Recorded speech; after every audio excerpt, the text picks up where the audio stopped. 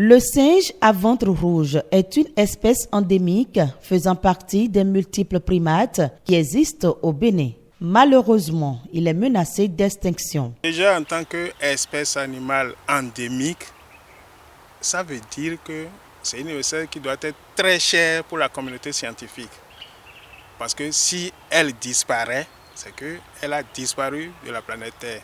Comme le singe à ventre rouge, plusieurs autres espèces d'animaux et de plantes sont menacées d'extinction dans le monde. D'après une étude de l'Union internationale pour la conservation de la nature, ce sont plus de 20 000 espèces de plantes et d'animaux qui sont en danger de disparition imminente chaque année. Au Bénin, si nous prenons par exemple au niveau des animaux, nous avons l'éléphant.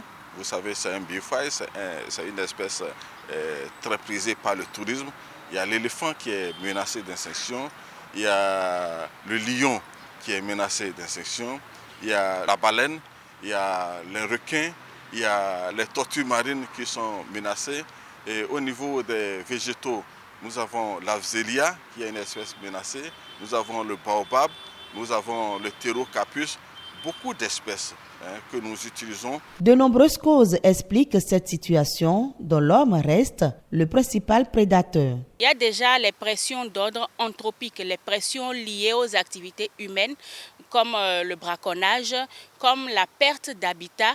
Il y a les pressions liées au changement climatique, il y a les pressions liées à la pollution. Donc il y a toutes ces diverses pressions-là qui causent la menace de nos différentes espèces. Si nous prenons par exemple le cas d'un certain nombre d'espèces animales, c'est beaucoup plus le commerce international.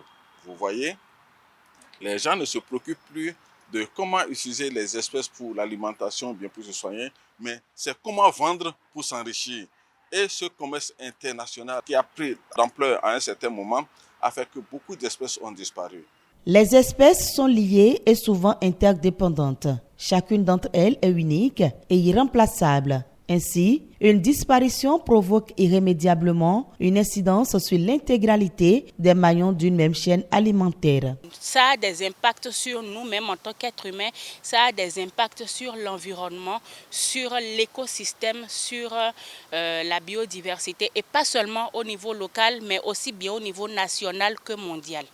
Il y a des impacts sur le niveau culturel, par exemple, les espèces qui étaient autrefois utilisées pour faire certaines pratiques se retrouvent à ne plus exister. Partout sur la planète, les animaux et les végétaux sont en danger. Pourtant, l'espoir demeure et chacun peut y contribuer. Il faut déjà commencer à préserver l'environnement, l'habitat de ces espèces-là. Ensuite, il faut sensibiliser sévèrement la population. Il y a aussi l'éducation et la sensibilisation environnementale parce que tout commence avec l'éducation à la base. Il y a donc la loi CITES qui est votée qui met des normes sur la façon de vendre, sur la façon d'importer ou d'exporter les espèces. En plus de ces lois, il y a des dispositions donc, au niveau des frontières, au niveau du port, au niveau de l'aéroport. Il y a des unités qui sont là pour contrôler la transaction de ces espèces. Les espèces jouent un rôle important dans le maintien de l'équilibre et de la diversité des écosystèmes. Il est donc essentiel d'agir pour les protéger et empêcher la disparition de la planète.